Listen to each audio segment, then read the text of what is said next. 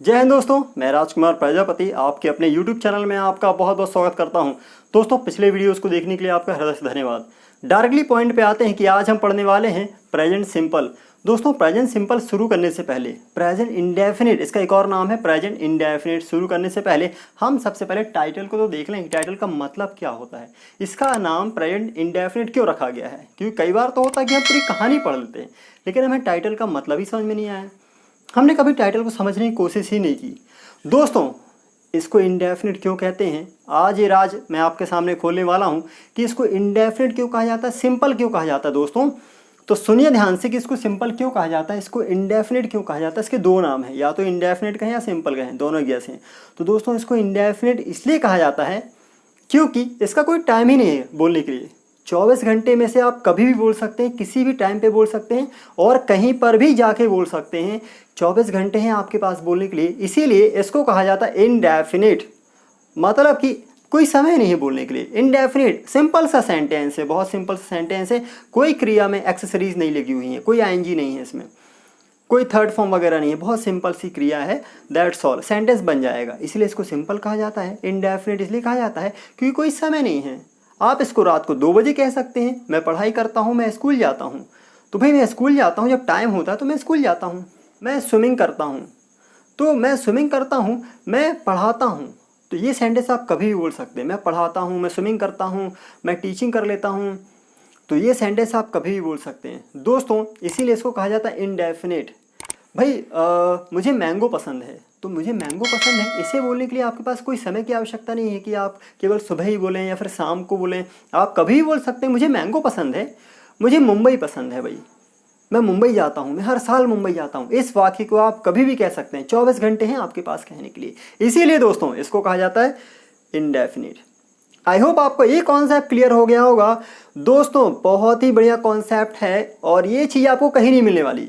जो तरीका मैं आज बताने वाला हूँ आपको सिंपल इंडेफिनिट सेंटेंस बनाने का, सिंपल और इंडेफिनिट सेंटेंस बनाने का ये तरीका आपको कहीं नहीं मिलेगा। छान लीजिए, कहीं भी छानना हो, आप किताबें देख लीजिए, नहीं मिलने वाला है बहुत। और ऐसा तरीका दोस्तों कि एक सेंटेंस के दम पर आप हजारों सेंटेंस बना सकते हैं। और हाँ दोस्तों, सबसे पहले मैं आपको ये बता दूं, क्लियर कर दूं कि आप पहले हिंदी ना लिखें, आप पहले अंग्रेजी लिखें, फिर उसकी हिंदी निकालें। क्योंकि यदि आपने पहले हिंदी लिखी तो हिंदी से आप फिर ट्रांसलेट करना सीखेंगे, और ट्रांसलेट यदि आपने किया, दोस्तों यकीन करें बहुत जगह फंसने वाले हैं आप, बहुत जगह फंसने वाले हैं। क्योंकि हिंदी में बहुत सारे शब्द की मतलब कई बार अंग्रेजी में एक होता है। मतलब कि कई बार अंग्रेजी में एक शब्द होता है और उसी चीज़ के लिए हिंदी में कई शब्द होते हैं। जैसे कि आप फंस जाएंगे अगर आपने ट्रांसलेट किया यहाँ पे आई नो। वैसे आप जानते हैं आई का मतलब होता है मैं, आपने पढ़ा है, सारी किताबों में मिलेगा, दुनिया की सारी किताबों में आई का मतलब मैं मिलेगा। डेफिनेटली ये आप भी जानते हैं, आप मान भी रहे हैं, बिल्कुल। और यहाँ पे जैसे हमने कहा आई का मतलब तो मैं होता है और मी का मतलब मुझे होता है। इसमें कोई कन्फ्यूजन नहीं होगी, आप भी इस बात को मानते हैं, आई का मतलब मैं और मी का मतलब मुझे होता है, ठीक है। लेकिन इसकी तो एक और हिंदी है, मैं जानता हूँ, मुझे पता है। आप ये भी तो बोलते हैं मुझे पता है, तो आपने यहाँ पे क्या यूज़ किया आई के लिए? मुझे पता है। आपने आई के लिए शब्द कहा मुझे, तो आप ऐसे कंफ्यूज नहीं हो सकते हैं कि मुझे पता है तो मी नो। आप ऐसे कहेंगे मी नो। यदि आपने कहा मी नो तो वो तो गलत हो जाएगा, 100% सेंटेंस गलत होगा, क्योंकि आपने पहले हिंदी लिखी फिर उसका ट्रांसलेशन किया हुआ।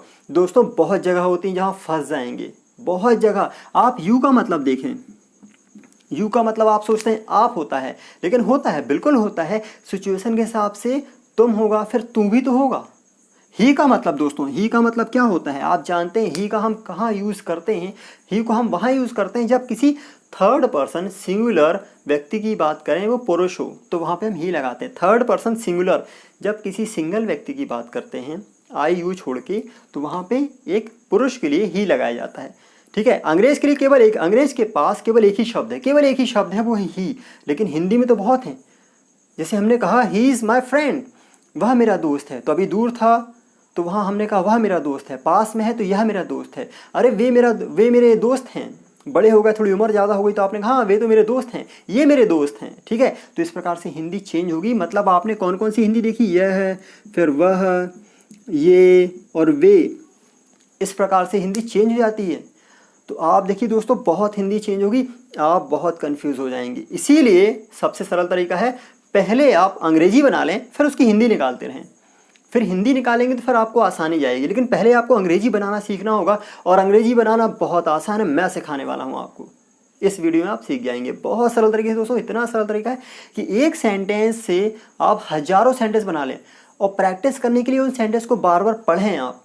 बस आप अपने मुंह से बोलें सेंटेंसेस को, जब बार बार बोलेंगे तो सेंटेंस ऑटोमेटिकली आपकी जुबान पे बैठ जाएंगे और अनजाने में फिर आपके मुंह से सही अंग्रेजी निकलेगी। ये प्रूवन तरीका है दोस्तों, ये साबित किया हुआ तरीका है कि एक से बहुत सारे सेंटेंस बना लें, फिर उसको बोलते रहें और फिर उसके बहुत सारे जो टुकड़े में सेंटेंस सीखे हुए हैं उनको आप स्पीच में बदल दें और बोलने की कोशिश करें सारे सेंटेंस को एक प्रकार से, एक ही तरीके से, और आपकी अंग्रेजी बेहतर होगी।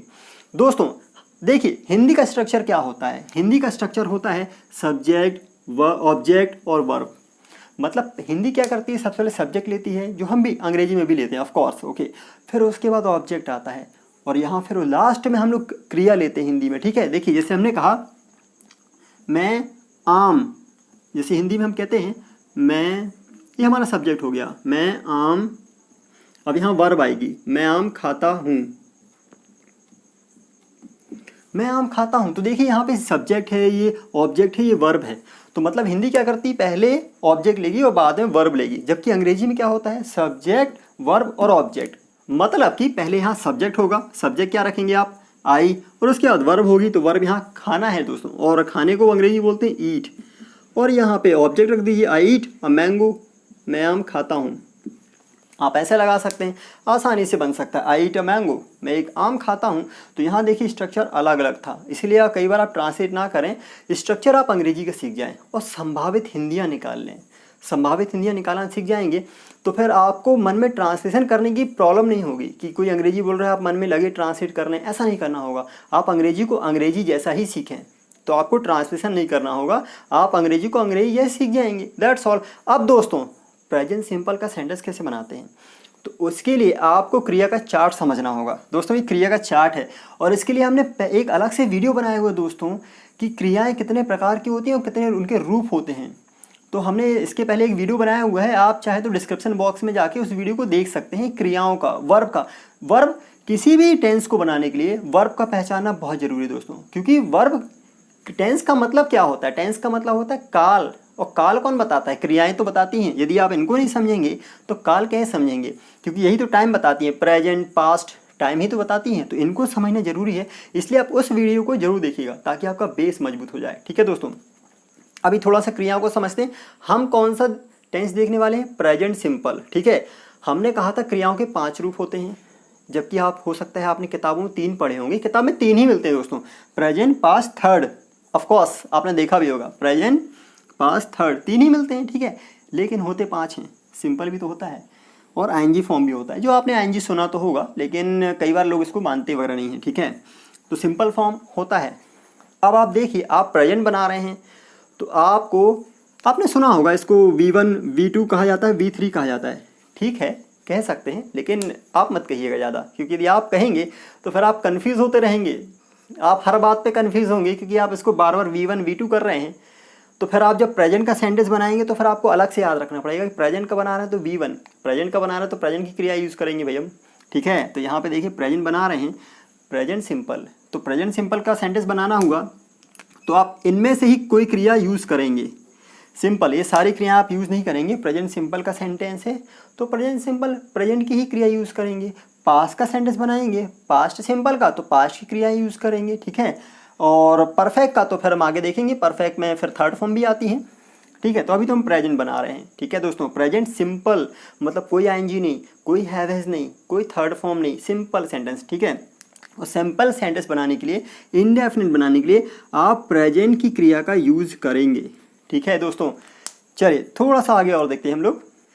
देखिए दोस्तों, स्ट्रक्चर तो आपने देखा हुआ है। स्ट्रक्चर क्या है, सब्जेक्ट, ठीक है, वर्ब और ऑब्जेक्ट। हाँ, आगे आप चाहें तो ऑप्शनल है, प्लेस और टाइम लगा दें, चाहें तो प्लेस टाइम लगा सकते हैं। देखिए पूरा स्ट्रक्चर, इसको मैं पूरा लिख देता हूँ ताकि आप किताब में नोट कर लें, कॉपी में नोट कर लें और उसकी प्रैक्टिस अच्छे से घर में कर सकें। और ये जो स्ट्रक्चर देखने वाले हैं दोस्तों, ये आपको स्कूल, कॉलेज, और स्कूल में तो बहुत मिलेगा, कॉलेज में भी मिलेगा, और ख़ास तौर से स्पोकन इंग्लिश के लिए तो जीवन भर जो आप पाएंगे वो फ़ायदेमंद ही होगा आपके लिए। Subject, verb, object, place and then time, ये पूरा स्ट्रक्चर है दोस्तों। लेकिन सेंटेंस बन जाता है केवल यहाँ तक में, यहाँ तक आप सेंटेंस बना सकते हैं, यही फुल स्टॉप लगा दें, सेंटेंस बन जाएगा प्रेजेंट सिंपल का, ठीक है। जैसे कि हमने कहा सब्जेक्ट आता है शुरू में, तो आप किसी को भी सब्जेक्ट बना लें, शुरुआत में अपने आप को रख लेते हैं और उसके बाद आप प्रेजेंट सिंपल की सेंटेंस बना रहे हैं, प्रेजेंट इंडेफिनिट का सेंटेंस बना रहे हैं, तो आप प्रेजेंट की क्रिया रख दीजिए। दोस्तों यहाँ प्रेजेंट में देखिए दो हैं, गो या गोज आता है, तो गो या गोज कहाँ आता है इसका भी हमने अलग से वीडियो बनाया हुआ है, ठीक है। आप डिस्क्रिप्शन बॉक्स में जाके इसका वीडियो देख सकते हैं कहाँ पे एस या ई एस आता है, कब यहाँ पे दो है गो या गोज, तो कब गो लगाना है, कहाँ गोज लगाना है, उसका वीडियो आप देख सकते हैं, ठीक है दोस्तों। देखते हैं कि अब यहाँ प्रेजेंट की क्रिया रखेंगे आई के साथ, तो आप गो रखेंगे। शॉर्ट बताता हूँ कि गोज कहाँ आता है, जब किसी सिंगल व्यक्ति की बात करें तो वहाँ गोज लगाइएगा, आई यू छोड़ के, ठीक है। आई यू छोड़ के कोई भी आए तो वहाँ गोज लगाइएगा, लेकिन आई के साथ तो हम गो लगाएंगे। आई गो, मैं जाता हूँ, बात खत्म हो गई। इतना ही से सेंटेंस है प्रेजेंट सिंपल का। अब आपको बहुत आसान लग रहा होगा, ठीक है भाई। इसको ढेर सारे बनाने के लिए आप सब्जेक्ट चेंज करते हैं। हाँ, आप चाहे तो ऑब्जेक्ट ना रख के प्लेस रख दें। आई गो, कहाँ जाते हैं भाई, आई गो टू स्कूल, मैं स्कूल जाता हूँ। अब आप टाइम भी रख सकते हैं, आई गो टू स्कूल इन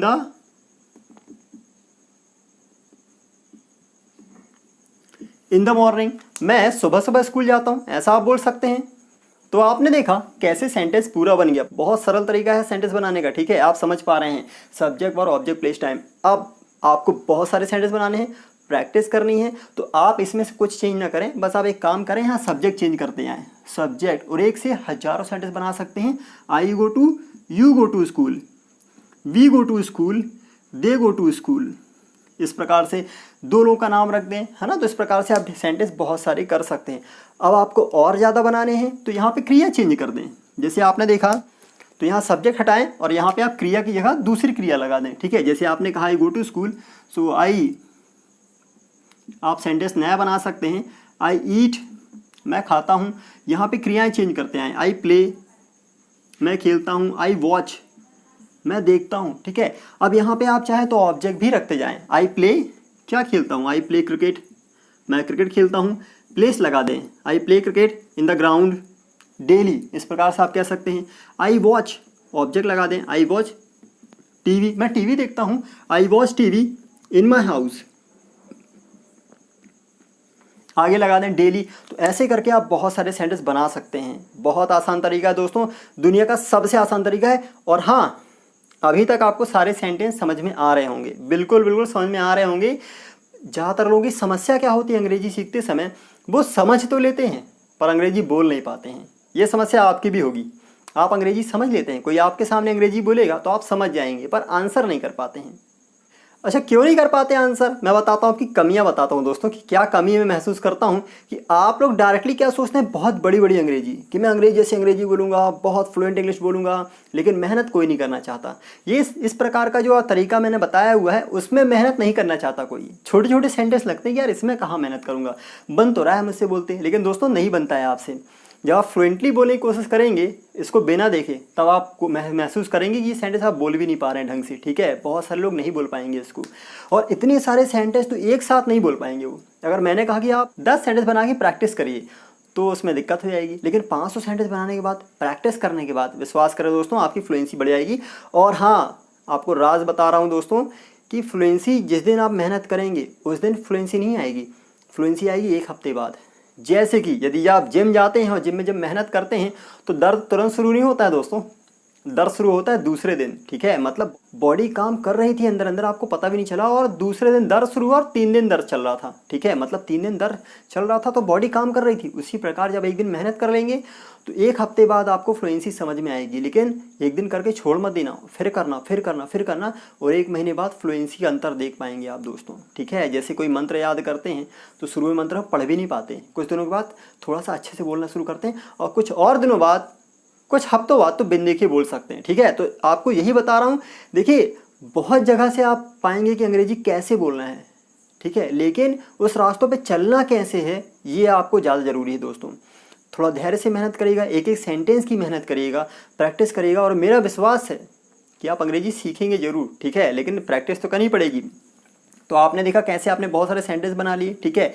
यहाँ पे आप सब्जेक्ट चेंज कर दें, जैसे आपने कहा I watch TV in my house daily, you watch TV, आप टीवी देखते हैं। ही, अब यहाँ पे देखिए दोस्तों एस या ई एस जुड़ जाता है, ठीक है, तो सी एच है तो ई एस लगेगा। He watches TV in his house daily, वो अपने घर में रोज टीवी देखता है, ठीक है। तो ऐसे करके आप सेंटेंस बना सकते हैं। अब यहाँ पे आप किसी को भी रखते जाएं, सेंटेंस कई गुना होते जाएंगे। John watches, my friend watches, my neighbour watches TV in his house daily, my sister watches TV a lot, मेरी सिस्टर बहुत टीवी देखती है, you know. My younger sister watches TV a lot, my neighbour watches a lot, my neighbour watches TV a lot, है ना। तो ऐसे करके आप सेंटेंस बना सकते हैं, बहुत सारे सेंटेंस बन सकते हैं। हाँ दोस्तों, सबसे आसान तरीका बता रहा हूँ प्रेजेंट सिंपल की प्रैक्टिस करने का, कि इसके पहले एक वीडियो बनाया गया है मेरे द्वारा, वो है डेली रूटीन का पूरा प्रेजेंट सिंपल में है, पूरा सेंटेंस प्रेजेंट सिंपल में है। आप सारे सेंटेंस की प्रैक्टिस करें, जैसे कि देखते हैं दोस्तों कैसे आप प्रैक्टिस कर सकते हैं। मैंने कहा था कि प्रैक्टिस करने के लिए सबसे आसान तरीका है उन कामों को अंग्रेजी में बोलना शुरू कर दीजिए जो आप रोज़ करते हैं, ठीक है। क्योंकि उन कामों को तो आप रोज़ करते ही हैं, तो रोज़ कुछ दिन तक अंग्रेजी में बोल लीजिए उन कामों को, ताकि आपकी अंग्रेजी बेहतर हो सके। तो जैसे वो काम है, आप सिंपल सेंटेंस बनाएंगे दोस्तों, सब्जेक्ट रख दें और वर्ब रख दें। आप कह सकते हैं I wake up early in the morning. देखिए दोस्तों यहाँ 2 टाइम आ गए, ठीक है। टाइम जब यहाँ पे देखिए 2 टाइम लगाया हुआ है हमने, ओके। यहाँ प्लेस नहीं है दोस्तों, यहाँ कोई प्लेस नहीं है, ये टाइम ही है, दोनों टाइम है, ठीक है। ये छोटा टाइम है, उससे बड़ा टाइम ये है, ठीक है, अर्ली इन द मॉर्निंग। चलिए, तो यहाँ पे आपने देखा आई वेक अप। अब कौन सा काम करते हैं उसके बाद आप ये रख दें आई वेक अप, ठीक है। I go to the washroom, मैं वॉशरूम जाता हूँ।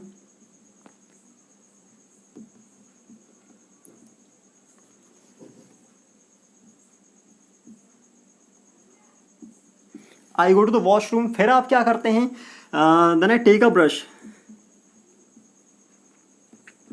Then I brush my teeth,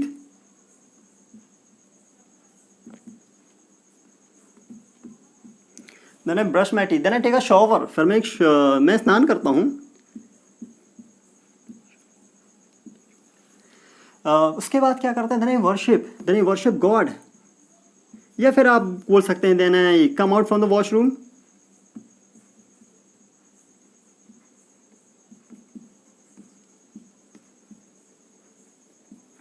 then I come out from the washroom, okay. और उसके बाद आप क्या करते हैं, गेट ड्रेस्ड, फिर मैं तैयार होता हूं, देन आई गेट ड्रेस्ड,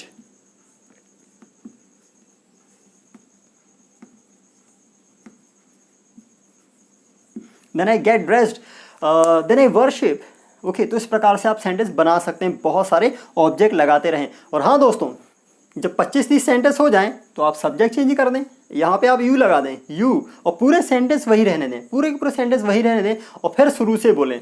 और जैसे ही आप प्रैक्टिस कर लें इसकी और आपकी जुबान पे जम जाए, तो फिर यहाँ पे किसी और को रख दें, ही रख दें। और जैसे यहाँ पे आप ही रखें तो याद रखिएगा, यहाँ गोस कर दीजिएगा, यहाँ वेक्स कर दीजिएगा, टेक्स कर दीजिएगा, वॉशेस कर दीजिएगा, यहाँ एस लगाइएगा, यहाँ एस लगाइएगा, यहाँ गेट्स लगा दीजिएगा। मतलब थर्ड पर्सन सिंगुलर साथ एस आता है, ठीक है। तो ये कर लीजिएगा आप, और इतना अगर आपने कर लिया तो विश्वास करें आपका प्रेजेंट सिंपल पक्का हो जाएगा। प्रेजेंट इंडेफिनिट के सेंटेंस आप इजीली बना लेंगे। और हाँ दोस्तों, ये वीडियो अपने भाई बहनों को जरूर दिखाइएगा। घर में अगर छोटे लोग हों, भाई बहन हो, तो उनको जो वीडियो जरूर दिखाइएगा, क्योंकि स्कूल में ये कॉन्सेप्ट कई बार क्लियर नहीं हो पाता है।